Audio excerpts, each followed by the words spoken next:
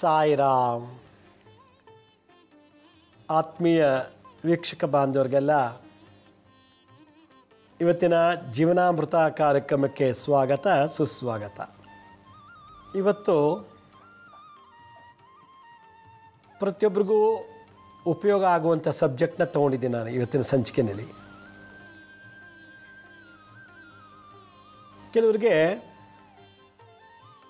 ಮಕ್ಕಳು ಚೆನ್ನಾಗಿ ಹುಡ್ತಾರೆ, ಬೆಳೀತಾರೆ, ಒಂದು 17-18 ವರ್ಷಕ್ಕೆ ಸತ್ತೋಗ್ಬಿಡ್ತಾರೆ. ಚೆನ್ನಾಗೇ ಇರೋ ಮಕ್ಕಳು ಸತ್ತೋಗ್ಬಿಡ್ತಾರೆ. ಕಾಯಿಲೆ ಬಂದು ಸತ್ತಿಲ್ಲ, ಯಾರೂ ಸಾಯಿಸಲಿಲ್ಲ, ಯಾವ ಅಪಘಾತದಲ್ಲೂ ಸತ್ತಿಲ್ಲ, ಇದ್ದಕ್ಕಿದ್ದಾಗೆ ಚೆನ್ನಾಗಿದ್ದವರೇ ಸತ್ತೋಗ್ಬಿಡ್ತಾರೆ. ಇದು ಒಂದು ವೆರೈಟಿ ಜನ. ಇನ್ನೊಂದು ಸಲ ಹೇಳ್ತೀನಿ, ಮದುವೆ ಮಾಡ್ಕೊಳ್ತಾರೆ, ಮಕ್ಕಳು ಪಡಿತಾರೆ, ಮಕ್ಕಳು ಬೆಳೀತಾರೆ, 17-18 ವರ್ಷದ ತನಕ ಬದುಕ್ತಾರೆ, ಕಾಲೇಜ್ಗೆಲ್ಲ ಹೋಗ್ತಾರೆ, ಒಂದು ದಿವಸ ಇದಕ್ಕಿದ್ದಾಗೆ ಸತ್ತೋಗ್ಬಿಡ್ತಾರೆ. ಕಾರಣನೇ ಗೊತ್ತಿಲ್ಲ. ಇನ್ನೊಂದು, ಮದುವೆ ಆದರು, ಮಕ್ಕಳು ಹುಟ್ಟಿದ್ರು, ಬೆಳೆದ್ರು, ದೊಡ್ಡವರಾದರು, ಒಂದಿನ ಇದಕ್ಕಿದ್ದಾಗೆ ಕಣ್ಮರೆ ಆಗಿಬಿಡ್ತಾರೆ. ಎಲ್ಲೋದ್ರೂ ಮಕ್ಕಳು ಗೊತ್ತಿಲ್ಲ.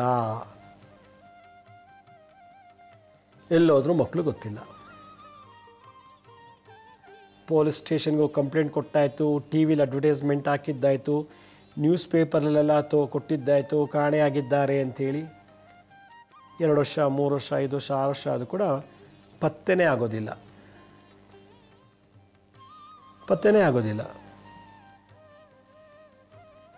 ಇದು ಒಂದು ವೆರೈಟಿ ಪ್ರಾಬ್ಲಮ್ ಸಮಾಜದಲ್ಲಿ. ಒಂದು ಇದಕ್ಕಿದ್ದಾಗೆ ಸತ್ತೋಗ್ತಾರೆ ಬೆಳೆದ ಮಕ್ಕಳು, ಇದಕ್ಕಿದ್ದಾಗೆ ಚೆನ್ನಾಗಿ ಬೆಳೆದು ಓದ್ಕೊಂಡು ಚೆನ್ನಾಗಿ ಆಟ ಆಡ್ಕೊಂಡಿದ್ದವರು ಕಣ್ಣು ಕಾಣದಿರಂಗೆ ಹೊಟ್ಟೋಗ್ಬಿಡ್ತಾರೆ. ನಾಪತ್ತೆ ಆಗಿದ್ದಾರೆ. ಪೇಪರ್ ಟಿ ವಿಲೆಲ್ಲ ಹಾಕ್ಸಿದ್ರು ಗೊತ್ತಾಗ್ತಿಲ್ಲ ಎಲ್ಲಿದ್ದಾರೆ ಅನ್ನೋದು ಸಿಗ್ತಾಯಿಲ್ಲ, ಮಾಹಿತಿನೇ ಇಲ್ಲ. ಇನ್ನೊಂದು ವೆರೈಟಿ ಸಮಸ್ಯೆ, ಇದು 3ನೇ ವೆರೈಟಿ ಸಮಸ್ಯೆ.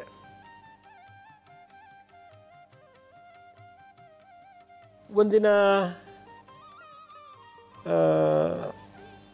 ಯಾತ್ರೆಗೋ ಪಿಕ್ನಿಕ್ಕೋ ಹೋಗಿರ್ತಾರೆ.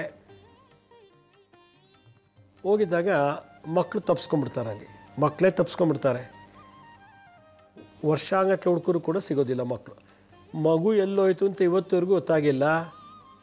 ಜೊತೇಲಿ ಬಂತು, ಮಗು ಕರ್ಕೊಂಡ್ಬಂದರು, ದರ್ಶನ ಮಾಡಿಸಾಯಿತು, ಅಥವಾ ಪಿಕ್ನಿಕ್ ಹೋಗಿ ಬಂದಾಯಿತು. ಮನೆಗೆ ಬರಬೇಕು ಅನ್ನೋಷ್ಟರಲ್ಲಿ ಮಗು ಕಾಣೋದೇ ಇಲ್ಲ, ನಾಪತ್ತೆ. ಇಲ್ಲಿ ಮಗು ಸತ್ತೋಗಲಿಲ್ಲ, ಇಲ್ಲ ಮನೆ ಬಿಟ್ಟು ಹೋಗಲಿಲ್ಲ, ಮನೆಯಿಂದ ಹೊರಗೆ ಬಂದಾಗ ಮಗು ನಾಪತ್ತೆ. ಆ ಹೊರಗಡೆಯಿಂದೇನು ಊಟಿ ಕೊಡೈಕೆನಾಲ್ ಇರ್ಬೋದು, ಯಾವುದೋ ಒಂದು ಪಿಕ್ನಿಕ್ ಸ್ಪಾಟ್ ಇರ್ಬೋದು, ಅಥವಾ ಜಾತ್ರೆ ಇರ್ಬೋದು. ಈಗ 2 ವರ್ಷದಿಂದ ಒಂದು ಮಗು ಧರ್ಮಸ್ಥಳದ ಮಗು ತಪ್ಪಿಸ್ಕೊಂಡ್ಬಿಡ್ತು, ಇವತ್ತುವರೆಗೂ ಸಿಕ್ಕಿಲ್ಲ. ಧರ್ಮಸ್ಥಳದ ಮಗು ತಪ್ಪಿಸ್ಕೊಂಡಿದ್ದು ಇವತ್ತುವರೆಗೂ ಸಿಕ್ಕಿಲ್ಲ. ಭಾಳ ಸತತವಾಗಿ ಪ್ರಯತ್ನ ಪಟ್ಟರು. ಇಂಥ ಟೆಕ್ನಾಲಜಿ ಇದ್ದರೂ ಕೂಡ ಮಗು ಎಲ್ಲಿದೆ ಅಂತ ಹುಡ್ಕೋಕ್ಕಾಗಿಲ್ಲ. ನೋಡಿ, ಮಗುಗಾಗ 7-8 ವರ್ಷ ವಯಸ್ಸಾಗಿತ್ತು ಅನಿಸುತ್ತೆ, 8 ವರ್ಷ ಮಗು ಅನಿಸುತ್ತೆ. ಅದು ದೀಪೋತ್ಸವಕ್ಕೆ ಹೋಗಿದ್ದಾಗ, ಕಾರ್ತಿಕ್ ಮಾಸದಲ್ಲಿ ದೀಪೋತ್ಸವಕ್ಕೆ ಹೋಗಿದ್ದಾಗ ಮಗು ತಪ್ಪಿಸ್ಕೊಂಡ್ಬಿಟ್ಟಿದ್ದು, ಇವತ್ತು ಸಿಕ್ಕಿಲ್ಲ. ಇದು 3ನೇ ವೆರೈಟಿ. ಎಲ್ಲರೂ ಇದಕ್ಕೆ ಹೋಗಿದ್ರಂತೆ, ಏನು ಅಮರ್ನಾಥ್, ಕೇದಾರ್ನಾಥ್ ದರ್ಶನಕ್ಕೆಲ್ಲ ಹೋಗುವಾಗೆಲ್ಲ ಜೊತೆಲಿ ಹೋದರು.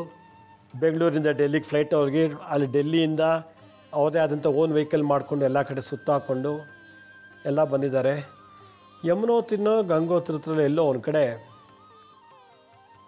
ಗಂಡ ಮಿಸ್ ಆದವನು ಇವತ್ತುವರೆಗೂ ಕಂಡಿಲ್ಲ ಅಂತೆ. ಹೆಂಡ್ತಿ ಬಂದಿದ್ದಾಳೆ, 15 ದಿವಸ ಅಲ್ಲೇ ಇದ್ದು ಪೊಲೀಸ್ ಜೊತೆ ಹೆಲ್ಪ್ ತೊಗೊಂಡು ಹುಡುಕರು ಕೂಡ ಗಂಡ ನಾಪತ್ತೆ. ಗಂಡ ಬಿದ್ದಿರೋದು ಎಲ್ಲೂ ಗೊತ್ತಾಗಿಲ್ಲ, ಏನೂ ಗೊತ್ತಾಗ್ತಾಯಿಲ್ಲ. ಹೀಗೆ ಮನೆ ಒಳಗಿದ್ದಾಗ ಒಂಥರ, ಮನೆಯಿಂದ ಹೊರಗೆ ಹೋದಾಗ ಒಂಥರ, ಅದು ವಿಶೇಷವಾಗಿ ಯಾತ್ರೆಗೆ ಅಂತ ಹೋದಾಗ, ಧರ್ಮಸ್ಥಳ ದೀಪೋತ್ಸವಕ್ಕೆ ಹೋಗಿ ಮಗು ತಪ್ಪಿಸ್ಕೊಳ್ತು, ಅಮರನಾಥ್ ಕೇದಾರ್ನಾಥ್ಗೆ ಹೋಗುವಾಗ ಇದಾಯಿತು. ಹೀಗೆ ಹಲವಾರು ಪುಣ್ಯಕ್ಷೇತ್ರಗಳಲ್ಲೇ ಈ ಥರ ಅಪಶಕುನಗಳಾಗ್ತಾ ಇದೆ. ಇದು ಒಂದು ವಿಶೇಷತೆ.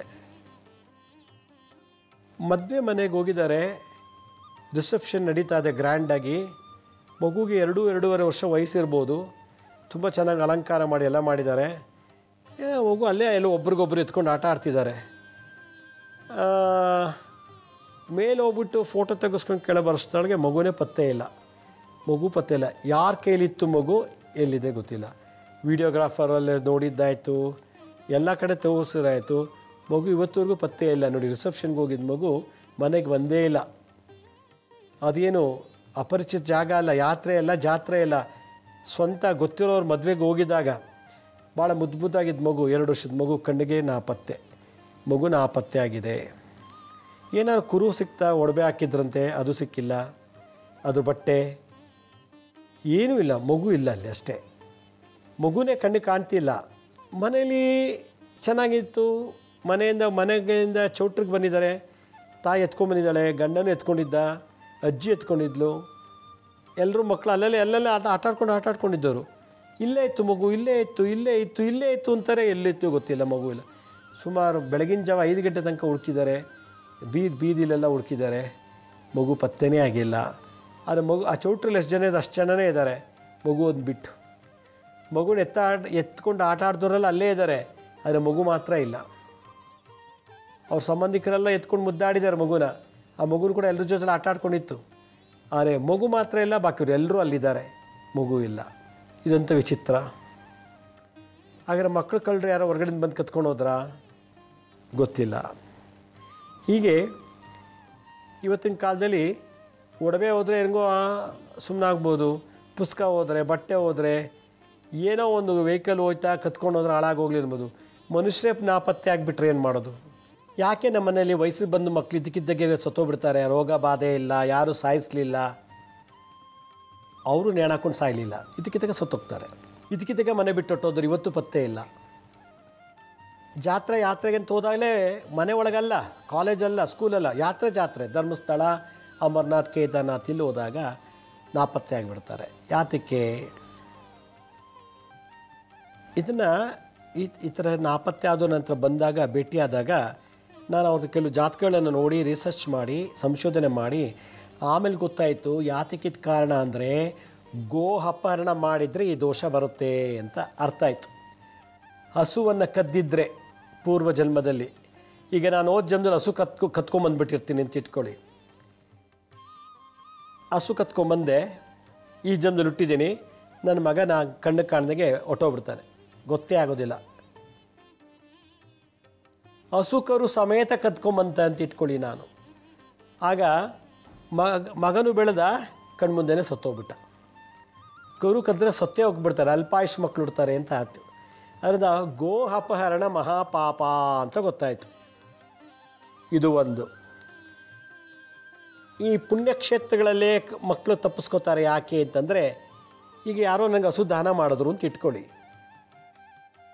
ಈಗ ನೀವು ನನಗೊಂದು ಹಸು ದಾನ ಕೊಟ್ಟರು, ನಂಗೆ ಸಾಕೋಕ್ಕೆ ಜಾಗ ಇಲ್ಲ, ನೋಡ್ಕೊಳಕ್ಕೆ ನನಗೆ ಟೈಮ್ ಇಲ್ಲ. ಅದೇನು ಮಾಡ್ತೀನಿ, ಮಾರಿಬಿಡ್ತೀನಿ ನಾನು ಹಸುನ. ದಾನ ತೊಗೊಂಡು ಮಾರಿಬಿಡ್ತೀನಿ. ಯಾವಾಗ ದಾನ ತೊಗೊಂಡು ನಾನು ಮಾರ್ತೀನೋ ಆಗ ನನ್ನ ಮಕ್ಕಳು ಪುಣ್ಯಕ್ಷೇತ್ರಗಳಲ್ಲೇ ನಾಪತ್ತೆ ಆಗಿಬಿಡ್ತಾರೆ. ಈ ಥರದ ದೋಷ ಇದ್ದರೆ ಹಿಂಗೆ ನಡೀತದೆ ಅಂತ ಅರ್ಥ. ಅದಕ್ಕೆ ದಾನ ತೊಗೊಳ್ಬೇಕಾದ್ರೆ 10 ಸಲ ಯೋಚನೆ ಮಾಡಬೇಕು. ನಂಗೆ ಸಾಕೋ ಯೋಗ್ಯತೆ ಇದೆಯಾ, ಇಲ್ಲ ಅಂದರೆ ತೊಗೋಬಾರ್ದು ಹಸುನ. ಅಕಸ್ಮಾತ್ ತೊಗೊಂಡ್ರು ನೀವು ಯಾರಿಗಾರು ದಾನ ಕೊಡಬೇಕೇ ವಿನಃ ಮಾರ್ಕೋಬಾರ್ದು. ಮಾರ್ಕೋತು ಅಂದರೆ ನಿಮ್ಮ ಮಕ್ಕಳ ಕಣ್ಣಿಗೆ ಕಾಣೋದಿಲ್ಲ. ಜಾತ್ರೆಯಲ್ಲೋ ಉತ್ಸವದಲ್ಲೋ ಮೆರವಣಿಗೆನಲ್ಲೋ ಎಲ್ಲೋ ಒಂದು ಕಡೆ ಪತ್ತೆ ಇಲ್ದಂಗೆ ಹೊಟ್ಟೋಗ್ಬಿಡ್ತಾರೆ. ಅದರಿಂದ ಗೋ ಅಪಹರಣ, ದಾನ ಕ್ರಯ ವಿಕ್ರಯ ದೋಷ. ದಾನ ಕೊಟ್ಟಿದ್ದು ಕ್ರಯ ವಿಕ್ರಯ ದೋಷದಿಂದ. ಅದಕ್ಕೆ ಯಾರು ಗೋ ಅಪಹರಣ ಮಾಡ್ತಾರೋ ವಂಶ ಅಭಿವೃದ್ಧಿ ಆಗೋದಿಲ್ಲ. ತಮ್ಮ ಕಣ್ಮುಂದೆ ಮಕ್ಕಳು ಸತ್ತೋಗ್ತಾರೆ, ತಮ್ಮ ಕಣ್ಮುಂದೆ ಮಕ್ಕಳು ಕಣ್ಣು ಕಾಣ್ದಂಗೆ ಹೊಟ್ಟೋಗ್ಬಿಡ್ತಾರೆ. ನೀವು ಹೆಂಗೆ ಅಪಹರಣ ಮಾಡಿದ್ರೋ ಆಗ ನಿಮ್ಮ ಮಕ್ಕಳು ಕೂಡ ಹೆಂಗೋ ಹೋಗ್ಬಿಡ್ತಾರೆ. ಅವ್ರ ಬಗ್ಗೆ ನಿಮ್ಗೆ ಡೀಟೇಲ್ಸೇ ಗೊತ್ತಾಗಲ್ಲ. ಸತ್ತಿದ್ದಾರಾ, ಬದುಕಿದ್ದಾರಾ, ಎಲ್ಲಿದ್ದಾರೆ, ಹೇಗಿದ್ದಾರೆ, ಒಂದು ಪೀಸ್ ಇನ್ಫಾರ್ಮೇಷನ್ ಕೂಡ ನಿಮ್ಗೆ ಗೊತ್ತು, ಆ ಲೆವೆಲಿಗೆ ನಿಮ್ಮ ಕರ್ಮ ನಡೆಸುತ್ತೆ ಗೋ ಅಪಹರಣ. ಹಸು ಕರು ಸಮೇತ ಕದ್ದುಬಿಟ್ಟಿರ್ತಾರೆ, ಅದಿನ್ನೂ ಮಹಾಪಾಪ. ಅವ್ರಿಗೆ ಕತ್ಕೊಂಡು ಹೋದರೆ ಹಸು ಕರು ಎರಡು ಜೊತೆಲಿ ಇದ್ದರೆ ಒಳ್ಳೆಯದು, ಕರುನೇ ಒಂದು ಕಡೆ ತಾಯಿನೇ ಒಂದು ಕಡೆ ಮಾಡಿಬಿಡ್ತಾರೆ. ಹೀಗಾಗಿ ಅಪ್ಪ ಅಮ್ಮ ಆಶ್ರಮದಲ್ಲಿ ಇರ್ತಾರೆ, ಮಕ್ಕಳು ಮಾತಲ್ಲಿ ಲಕ್ಸುರಿಯಾಗಿರ್ತಾರೆ. ಇದು ಹಸು ಕರುನ ಬೇರೆ ಮಾಡೋದ್ರಿಂದ ದೋಷ. ಯಾರು ಗೋ ಅಪಹರಣ ಮಾಡ್ತಾರೋ ಸಂತಾನೋತ್ಪತ್ತಿನೂ ಆಗೋದಿಲ್ಲ ಕೆಲವರಿಗೆ. ಗೋ ಅಪಹರಣ ಸಂತಾನೋತ್ಪತ್ತಿ ಆಗೋದಿಲ್ಲ. ಕೋಟಿಗಟ್ಟಲೆ ಆಸ್ತಿ ಇದೆ, ಎಷ್ಟೋ ರಾಜರಿಗೆಲ್ಲ ಸಂತಾನೇನ ಆಗ್ತಿಲ್ಲ ಪೂರ್ವಜನ್ಮದ ಗೋ ಅಪಹರಣ ದೋಷದಿಂದ. ಇದು ಗೋ ಅಪಹರಣಕ್ಕೆ ಇಷ್ಟು ದೊಡ್ಡ ಪನಿಷ್ಮೆಂಟ್ ಅಂದರೆ ಇನ್ನು ಹಸು ಸಾಯಿಸಿದ್ನಿ ಇಷ್ಟ ಗೋಹತ್ಯೆ ಹೆಂಗಿರುತ್ತೆ ಇದೆ ದೋಷ. ಆದ್ದರಿಂದ ಕಲಿಯುಗದಲ್ಲಿ 2 ದೇವತಾ ಪಕ್ಷಿಗಳು ಪ್ರಾಣಿಗಳಿವೆ ಅಂತ ಹೇಳ್ತಾರೆ. ಒಂದು ಹಸು, ಅದು ಬಿಟ್ಟರೆ ಹಾವು. ಇವೆರಡು ದೈವತಾ ಸ್ವರೂಪಿ. ಕಲಿಯುಗದಲ್ಲಿ ಭಗವಂತನ ಪರವಾಗಿ, ದೇವತೆಗಳ ಪರವಾಗಿ ಭೂಮಿಯಲ್ಲಿ ಪೂಜೆಯನ್ನು ಸ್ವೀಕರಿಸಿ ಆಗು ಹೋಗುಗಳಿಗೆಲ್ಲ ಪರಿಹಾರ ಕೊಟ್ಟು ಕಾಪಾಡುವಂಥ ದೇವತೆ ಅಂದರೆ ಸರ್ಪದೇವತೆ ಮತ್ತು ಗೋದೇವತೆ. ಗೋ ಹಸು. ಆದ್ದರಿಂದ ಹಸುವನ್ನು ಅಪಹರಣ ಮಾಡಬಾರ್ದು. ಯಾರ್ಯಾರು ಹಸು ಅಪಹರಣ ಮಾಡಿರ್ತಾರೋ ಅಂಥವ್ರಿಗೆ ಹೋಗ್ತಾ ಹೋಗ್ತಾ ಅಂಗವಿಕಲತೆ ಆಗ್ತದೆ. ಕೈ ಹೋಗ್ಬೋದು, ಕಾಲು ಹೋಗ್ಬೋದು, ಕಿಡ್ನಿ ಹೋಗ್ಬೋದು, ಏನೋ ಒಂದು ಅಂಗ ನ್ಯೂನ್ಯತೆ ಬರ್ತದೆ. ಗೋ ಅಪಹರಣ ಮಾಡಿರೋರ ವಂಶದಲ್ಲಿ ಯಾರಾದ್ರು ಹುಟ್ಟಿದರೆ, ಈಗ ನಮ್ಮ ತಾತ ಹಸು ಕತ್ಕೊಂಬಂದಿರ್ತೀನಿ, ಬಡತನ ಹಸು ಕತ್ಕೊಂಬಂದ್ಬಿಟ್ಟು ಸಾಕ್ತಿರ್ತಾನೆ ನಮ್ಮನ್ನೆಲ್ಲ. ಅವ್ನು ಮಾಡಿದ ತಪ್ಪಿಗೆ ನಮಗೆಲ್ಲ ದೋಷ ಇರ್ತದೆ. ಅವ್ನು ಮಾಡಿದ ಕರ್ಮದ ಫಲ ನಾವು ಶೇರ್ ಮಾಡ್ಕೊಂಬಿಡ್ತೀವಿ, ಪಾಲು ತೊಗೊಂಡ್ಬಿಡ್ತೀವಿ. ಅದರಿಂದ ಗೋಹತ್ಯ ಗೋಹಪರಣ ಗೋತ್ರದಲ್ಲಿ ಉಡಬಾರ್ದು ಅಂತ ಹೇಳ್ತಾರೆ. ಗೋಹತ್ಯ ಗೋ ಅಪಹರಣ ಮಾಡಿರೋ ವಂಶದಲ್ಲಿ ಜನ್ಮ ತಗೋಬಾರ್ದು ಅಂತ ಹೇಳ್ತಾರೆ. ಅದರಿಂದ ಜೀವಿತ ಕಾಲದಲ್ಲಿ ನಾವು ಭೂಮಿ ದಾನ ಮಾಡೋಕ್ಕಾಗಿಲ್ಲ ಅಂದ್ರೂ, ಅಥವಾ ಜೀವಿತ ಕಾಲದಲ್ಲಿ ನಾವು ಚಿನ್ನ ಬೆಳ್ಳಿ ವಜ್ರ ಕೊಡೋಕ್ಕಾಗಿಲ್ಲ ಅಂದರೂ ಒಂದು ಹಸುನ ಸುಮ್ಮನೆ ದಾನ ಕೊಟ್ಬಿಟ್ಟಾರೆ ಸತ್ತೋಗ್ಬಿಡ್ಬೇಕಂತೆ.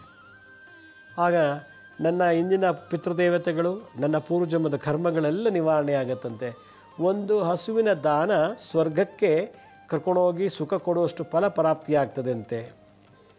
ಅಶ್ವಮೇಧ ಯಾಗ ಮಾಡಿದ್ರೆ ಏನು ಬರ್ತದೋ ಅದಷ್ಟು ಈ ಗೋ ದಾನ ಫಲಪ್ರಾಪ್ತಿ ಆಗ್ತದೆ ಅಂಥೇಳಿ ಗೋ ಸಂಹಿತೆಯಲ್ಲಿ ಹೇಳ್ತಾರೆ. ಆದ್ದರಿಂದ ಗೋದಾನ ಮಹಾ ವಿಶೇಷ, ಗೋ ಅಪಹರಣ ಮಹಾಪಾಪ. ಯಾವುದೇ ಕಾರಣಕ್ಕೂ ಹಸು ಕದಿಬಾರ್ದು. ಯಾರ್ಯಾರು ಕದ್ದಿದ್ದಾರೆ ನಂಗೆ ಗೊತ್ತು, ಭಾಳ ಜನ ಕದ್ದಿದ್ದಾರೆ ಬೇರೆ ಬೇರೆ ರೀಸನ್ನಲ್ಲಿ. ಹೊಟ್ಟೆ ಕಿಚ್ಚಿಂದ ಹಸು ಮಲಗಿರೋ ಗೋಶಾಲೆಗೆ ಬೆಂಕಿ ಹಾಕ್ಬಿಟ್ಟಿದ್ದಾರೆ, ಹಸುಗಳನ್ನೇ ಜಾಗ ಖಾಲಿ ಉಚ್ಚಾಟನೆ ಮಾಡಿಬಿಟ್ಟಿದ್ದಾರೆ. ಇದನ್ನೆಲ್ಲ ಅವರ ವಂಶಕ್ಕೆ ತಟ್ಟುತ್ತೆ. ಅದೇ ಪ್ರಕಾರ ಮಕ್ಕಳು ಹುಡ್ತಾರೆ, ಅದೇ ಪ್ರಕಾರ ದರಿದ್ರ, ರೋಗ ಬಾಧೆ ಭಾಳದು. ನೋಡಿ, ಸರ್ಪಹತ್ಯ ಗೋಹತ್ಯ ಗೋ ಅಪಹರಣ ಮಹಾಪಾಪ. ಇದಕ್ಕೆ ಪರಿಹಾರ ಕಂಡಿಡ್ದೇ ಇಲ್ಲ ಅಂತ ಹೇಳುತ್ತೆ ಶಾಸ್ತ್ರ. ಭಾಗವತದಲ್ಲೂ ಒಂದು ಕಡೆ ಹೇಳ್ತಾರೆ, ಗೋ ಅಪಹರಣಕ್ಕೆ ಪರಿಹಾರ ಇಲ್ಲ, ಅನುಭವಿಸ್ಲೇಬೇಕು. ಅಂಥ ಕಳ್ಳರು ಅಂಥ ಗೋತ್ರದಲ್ಲೇ ಜನನ ತಗೋತಾರೆ, ಅಲ್ಲೇ ಸಫರ್ ಪಡ್ತಾರೆ. ಹಸು ಕರುಗಳನ್ನು ಬೇರೆ ಮಾಡಿಬಿಡ್ತಾರೆ, ತಾಯಿ ಮಗುನ ಬೇರೆ ಮಾಡಿಬಿಡ್ತಾರೆ. ಇವರು ದೊಡ್ಡವರಾಗ್ತಿದ್ದಾಗೆ ಮಗ ಹೆಂಡತಿ ಮಾತಾಡ್ಕೊಂಡು ಮನೆ ಬಿಟ್ಟು ಹೋಗ್ತಾನೆ, ಅಪ್ಪ ಅಮ್ಮನ ಬೀದಿ ತಳ್ತಾನೆ, ಇಲ್ಲ ವೃದ್ಧಾಶ್ರಮ ಕಳಿಸ್ತಾನೆ, ಮಗ ಸೊಸೆ ಆರಾಮಾಗಿರ್ತಾರೆ. ಇದು ಗೋ ಸಪ್ರೇಷನ್ಸ್. ಹಸುನ ಸಪ್ರೇಷನ್ ಮಾಡೋದಕ್ಕೆ ಗಿಫ್ಟ್ ಇದು. ಅದರಿಂದ ಸ್ವರ್ಗ ಎಲ್ಲೂ ಇಲ್ಲ, ನರಕ ಎಲ್ಲೂ ಇಲ್ಲ, ಎಲ್ಲ ಇಲ್ಲೇ ಇದೆ. ಅಲ್ಲಿ ಹೋಗಿ ವಾಪಸ್ ಬರಲಿಕ್ಕೆ ಒಂದು ಲೈಸೆನ್ಸ್ ಬೇಕಷ್ಟೇ. ಮತ್ತು ಉಡೋಕ್ಕೆ ಉಡಲೇಬಾರ್ದು ಅಂದರೆ ಪರ್ಮನೆಂಟಾಗಿ ಅಲ್ಲೇ ಇರಬೇಕು ಅಂತಂದರೆ ಕ್ಷಣ ಕಣ್ಣು ಮುಚ್ಚಿ ಕಣ್ಣು ತೆಗೆಯೋಷ್ಟರಲ್ಲಿಗೂ ಕೂಡ ಸದಾ ಒಳ್ಳೇದು ಮಾಡ್ತಾ ಇರಬೇಕು ಅಂತ ಹೇಳುತ್ತೆ ಭಗವದ್ಗೀತೆ. ಆದ್ದರಿಂದ ನಿರಂತರ ಒಳ್ಳೇದು ಮಾಡ್ತಾಯಿರಿ, ಎಲ್ಲ ದೋಷ ನಿವಾರಣೆ ಆಗಬೇಕು ಅಂತಂದರೆ. ಹಾಗಾದರೆ ಗೊತ್ತೋ ಗೊತ್ತಿಲ್ಲದವ್ರು ಮಾಡಿರೋ ಈ ಗೋ ಅಪಹರಣ, ಹಸುನ ಕದ್ದಿರೋ ಶಾಪ, ಗೋತ್ರದಲ್ಲೇ ಆಗಲಿ ಅಥವಾ ನಾನು ಕದ್ದಿಲ್ಲ, ನಮ್ಮ ತಂದೆ ಕದ್ದಿರ್ತಾರೆ, ನಮ್ಮ ತಾತ ಕದ್ದಿರ್ತಾರೆ, ಅದನ್ನು ಉಟ್ಬಿಟ್ಟಿರ್ತೀನಿ. ಅವ್ರು ಮಾಡಿರೋ ಆಸ್ತಿ ನಾವು ಕೋರ್ಟ್ಗೋಗಿ ಪಾಲು ತೊಗೋತೀವಿ. ಅದು ಅವ್ರು ಮಾಡಿರೋ ಕೆಟ್ಟ ಕರ್ಮನ ಯಾರು ಕೋರ್ಟ್ಗೋಗಿ ಪಾಲು ತೊಗೊಳ್ಳಲ್ಲ, ನಾವು ಅನುಭವಿಸ್ಲೇಬೇಕು. ಹಾಗೆ ಈ ಗೋ ಅಪಹರಣ ದೋಷ ನಿವಾರಣೆಗೋಸ್ಕರ 3 ತಂತ್ರಗಳು ಹೇಳ್ತದೆ. ಒಂದು, ಬದುಕಿರೋ ಹಸು ಕರುನ ದಾನ ಕೊಡಬೇಕು ಹುಟ್ಟಿದಬ್ಬ ದಿವಸ ಅಂತ. ನಿಮ್ಮ ಹುಟ್ಟಿದಬ್ಬ ದಿವಸ ಬದುಕಿರೋ ಹಸು ಕರುಗಳನ್ನು, ಜೀವಂತವಾಗಿರೋ ಕರುಗಳನ್ನು ಕೊಡಬೇಕು ಅಂತ ಹೇಳ್ತಾರೆ. ಅದಕ್ಕೆಲ್ಲ ಚೆನ್ನಾಗಿ ಪೂಜೆ ಮಾಡಿ ಅಲಂಕಾರ ಮಾಡಿ ಅದಕ್ಕೆ ಶೃಂಗಾರ ಮಾಡಿ ನೋಡ್ಕೊಳ್ಳೋಂಥ ವ್ಯಕ್ತಿಗೆ ಅದನ್ನು ದಾನ ಕೊಡಬೇಕು. ಕೊಡಬೇಕಾದ್ರೆ ಕ್ಲೀಂ ಋಷಿಕೇಶಾಯ ನಮಃ, ಓಂ ಕ್ಲೀಂ ಋಷಿಕೇಶಾಯ ನಮಃ, ಓಂ ಕ್ಲೀಂ ಋಷಿಕೇಶಾಯ ನಮಃ ಅಂಥೇಳಿ ಹಸು ಮೇಲೆ ಒಂದು ದಳ ತುಳಸಿ ದಳ ಇಟ್ಬಿಟ್ಟು ಒಂದು ಉದ್ದೆಣ್ಣೆ ನೀರು ಬಿಟ್ಬಿಟ್ಟು ಅದನ್ನು ದಾನ ಕೊಟ್ಟರೆ ಗೋ ಅಪಹರಣ ದೋಷ ನಿವಾರಣೆ ಆಗತ್ತೆ ಅಂತ ಹೇಳ್ತಾರೆ. ಇದು ಒಂದು. ಎರಡನೇದು, ನಮಗೆ ಗೋ ನಿಜವಾದ ಹಸು 50-60 ಸಾವಿರ ರೂಪಾಯಿ ಆಗುತ್ತೆ, ನಮ್ಗೆ ಅದು ಕೊಡೋಕ್ಕೆ ಶಕ್ತಿ ಇಲ್ಲ, ದುಡ್ಡಿಲ್ಲ ಅಂತಂದರೆ ಅಟ್ಲೀಸ್ಟ್ ಬೆಳ್ಳಿನಲ್ಲಿ ಚಿಕ್ಕದೊಂದು ಬೆಳ್ಳಿ ರಚತ ಅಥವಾ ಸುವರ್ಣ ಚಿನ್ನ ಅದನ್ನು ಪೂಜೆ ಮಾಡಿ ಭತ್ತದ ಮೇಲೆ ಇಟ್ಟು ಯಾಗಾರು ಒಳ್ಳೆ ದಿನ ಇಟ್ಟು ಪೂಜೆ ಮಾಡ್ಕೊಳ್ಳೋಂಥವ್ರಿಗೆ ಕೊಡಬೇಕದು. ಸುಮ್ಮನೆ ಯಾರಿಗೋ ಇಟ್ಟು ಶೋಗಿಡೋರು ಕೊಡಬಾರ್ದು. ಓಂ ಕ್ಲೀಂ ಋಷಿಕೇಶಾಯ ನಮಃ, ಓಂ ಕ್ಲೀಂ ಋಷಿಕೇಶಾಯ ನಮಃ, ಓಂ ಕ್ಲೀಂ ಋಷಿಕೇಶಾಯ ನಮಃ ಅಂಥೇಳಿ ಒಂದು ವಾರ ಇದನ್ನು ಇಟ್ಟು ಪೂಜೆ ಮಾಡಿ ಒಂದು ವಾರ ಆದಮೇಲೆ 8ನೇ ದಿನಕ್ಕೆ ಇದನ್ನು ಬೆಳ್ಳಿ ಅಥವಾ ಚಿನ್ನದನ್ನು ಹಸು ಕರುನ ದಾನ ಮಾಡ್ಬೋದು ಅಂತ ಹೇಳ್ತದೆ. ಇದು ನಮಗಾಗಲ್ಲ, ನಮಗೆ ಮಾಡೋ ಸಾಮರ್ಥ್ಯತೆ ಇಲ್ಲ ಅಂದಾಗ ಗೋಶಾಲೆಗಳಿರ್ತದೆ ನೋಡಿ. ನೀವು ಹುಟ್ಟಿದ ವಾರ ಮಂಗಳವಾರನೋ ಬುಧವಾರನೋ ಗುರುವಾರನೋ ಶುಕ್ರವಾರನೋ ಅಥವಾ ತಿಂಗಳಿಗೊಂದು ಸಲ ಆದರೂ ಹೋಗಬೇಕು. ಇಲ್ಲಾಂದರೆ ಗೋ ಅಪಹರಣ ಮಾಡಿದವ್ರಿಗೆ ಎಲ್ಲ ಮಂಡಿ ನೋವು ಕಾಲು ಎಲ್ಲ ಬಂದುಬಿಟ್ಟಿರ್ತದೆ. ಆನೆ ಕಾಲು ರೋಗನೂ ಬರೋ ಚಾನ್ಸ್ ಉಂಟು.